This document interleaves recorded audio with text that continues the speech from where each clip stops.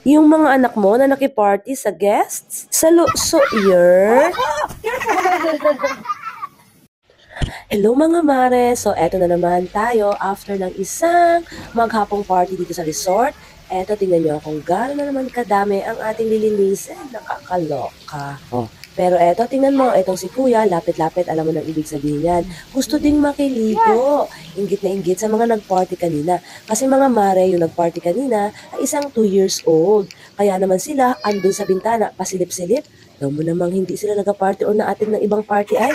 Kaya naman eto, isang maliit ko, nako ayaw paawat. Gusto rin na makilaro dito sa tikes ni tita niya.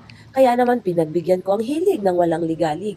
Pinabuksan ko mga mare etong tikes ng Cisco. Eto nga pala mga mare ay pwede ring i-rent tuwing merong party dito sa resort or kahit sa ibang location. Kaya naman nako, perfect na perfect to sa mga kids ninyo para sa party nila. Pwede rin nga pala itong lagyan ng water or pwede ring wala. Napakaganda nito mga mare, nako kaya sure na sure magugustuhan ng mga kids ninyo at mag-i-enjoy sila sa party nila. Mommy, you like it? Yeah, why are you asking me? How about you? Do you like it?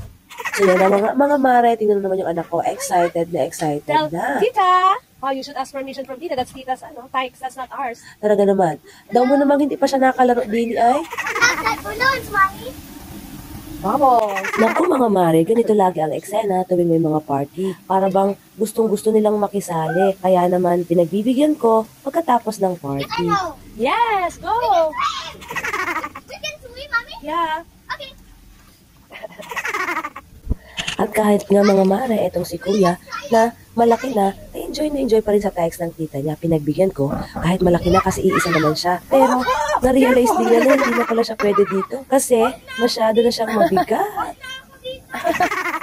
You're too So big. yun mga mare, habang ang mga anak ko ay naglalaro dito, kami naman ni ate at saka ni Johnny, eto, nagpapalit ng kobre, nagwawalis, naglilinis, kasi napakaraming kalat. At walang pagsidlan ng tuwa ang mga anak ko, pagliligo at paglalaro. Unang-una mga mare, ito naman talagang swimming pool ay ginawa namin para sa kanila, kaya naman tuwing gusto nila, sige, pinagbibigyan buti na ng mga mare at hindi sila sakitin. Nako, kung hindi, problema ko pa.